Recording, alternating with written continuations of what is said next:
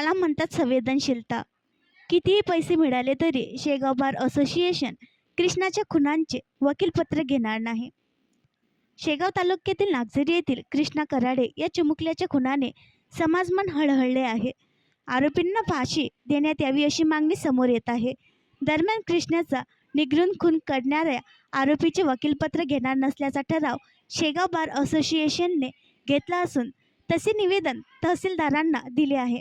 घडलेला प्रकार अतिशय निंदनीय आहे.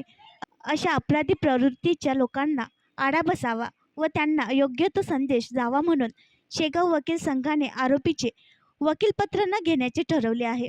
आरोपींनी वकीलपत्र घेण्यासाठी कितीही पैसे दिले तरी आम्ही आरोपीच्या बाजूने युक्तिवाद करणार नाही अशी भूमिका वकिलांनी घेतली आहे.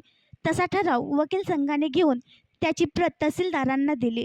या गुन्ह्याचा तपास शीघ्र गतीने करून प्रकरणात विशेष सरकारी वकील ॲडव्होकेट उज्ज्वल निकम यांची नियुक्ती करावी अशी मागणीही करण्यात आली आहे.